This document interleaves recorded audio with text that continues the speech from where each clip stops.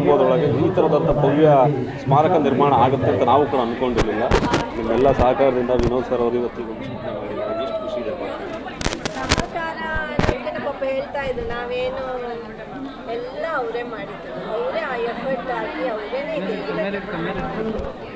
ಅದಕ್ಕೆ ಸಪೋರ್ಟಿವ್ ಆಗಿ ಜನರಿಗೆ ಇದ್ರು, ಬಟ್ ಅಷ್ಟೊಂದು ಎಫರ್ಟ್ ಅವರೇ ಹಾಕಿದ್ರು. ಅಮ್ಮ, ಈಗ ಸ್ಮಾರಕ ಅಂತ ಬಂದಾಗ ಸಾಕಷ್ಟು ಸಮಯನ ಬಳಸಬೇಕಾಗುತ್ತೆ, ಇರಬೇಕಾಗುತ್ತೆ. ಈ ಮಿಡ್ಲಲ್ಲಿ ಕೂಡ ಅವ್ರಿಗೂ ಒಂದು ಆಪರೇಷನ್ ಆಗುತ್ತೆ. ಈ ನಡುವೆ ಕೂಡ ಅಮ್ಮನಿಗೋಸ್ಕರ ಅದೆಲ್ಲ ಕೇರ್ ಮಾಡ್ತೇನೆ, ಎಲ್ಲ ಕೆಲಸನ ಅವರೇನೇ ಮಾಡ್ತಾರೆ. ಎಲ್ಲ ಅದ್ರ ಜೊತೆಗೆ ಅಮ್ಮ ಎಲ್ಲನೂ ಗಮನಿಸ್ತಾ ಇದ್ರು.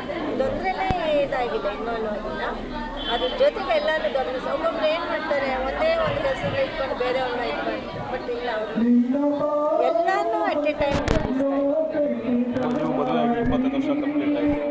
ಸಿಲ್ವರ್ ಜೊತೆ ನಾವು ಸಿಲ್ವರ್ ಜೊತೆ ಇದೆ. ನಿಮ್ಮ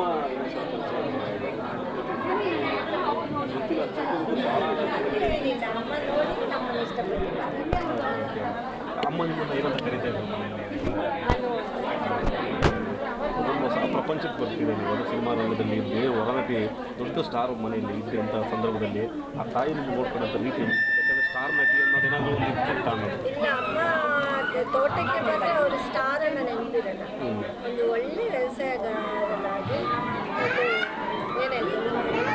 ಗೃಹಿಣಿಯಾಗಿ, ಒಳ್ಳೆ ಮಕ್ಕಳ ತಾಯಿಯಾಗಿ ನಮಗೆ ಊಟ ಮಾಡಿ ಬಡಿಸ್ತಾ ಇದ್ರು. ಸೊಸೆ ಅಂತ ಬಿಟ್ಟು ನೀವು ಮಾಡಿ ನಾವು ಮಾಡಿ ಅವ್ರಿಗೆ ಅಡುಗೆ ಮಾಡಿ ನಮಗೆ ಹಾಕಿ ಹೇಗಿದೆ ಅಂತ ಕೇಳ್ತಾ ಇದ್ರು. ಅಮ್ಮ, ಇವಾಗ ಒಬ್ಬರೇ ಇದ್ದಾರೆ, ನೀವು ಆಗಾಗ ಬರ್ತಾ ಇರ್ತೀವಿ. ಯಾವ ರೀತಿ ಇರುತ್ತೆ? ಒಬ್ಬರೇ ಇರ್ತಾರೆ, ಸಕ್ಕಲ್ ತುಂಬ ಇರ್ತಾರೆ. ಇಲ್ಲಿ ಹುಡುಕ ಪ್ಲಾನ್ಸ್ ಏನಾದ್ರು ಇದೆಯಾ, ಮತ್ತು ನೀವು ಅಲ್ಲೇ ಚೆನ್ನೈಯಲ್ಲೇ ಇರಬೇಕು ಅಂತ ಯಾಕಂದರೆ ಮಗ ಕೂಡ ಮಗನ ಮಗನ ಎಜುಕೇಷನಿಂದ ನಾನು ಬ್ಯುಸಿ ಆಗಿದ್ದೀನಿ. ಅವ್ನು ಸೆಟ್ಲ್ ಆದಮೇಲೆ ಆಮೇಲೆ ನಾನು ಎಲ್ಲಿರಬೇಕು ಅಂತ ನಾನು ಅದೇ ಮುಗಿದ್ಮೇಲೆ ನಾನು ಸಹಜವಾಗಿ ಒಳ್ಳೇದಾಗಲಿ ಅಮ್ಮ. ನಿಮ್ಮ ಒಳ್ಳೆ ಮನಸ್ಸುಗಳಿಗೆಲ್ಲ ಒಳ್ಳೆಯದೇ ಆಗುತ್ತೆ.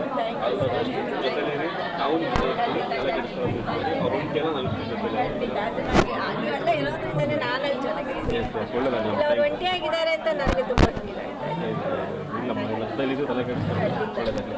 ಎಸ್, ಇದು ವಿನೋದ್ ರಾಜ್ ಅವರ ಪತ್ನಿ ಅನ್ನೋರ ಮಾತು. ಕ್ಯಾಮ್ರಾ ಪರ್ಸನ್ ಜೊತೆ ರಮೇಶ್, ಟಿ5 ನ್ಯೂಸ್, ಬೆಂಗಳೂರು.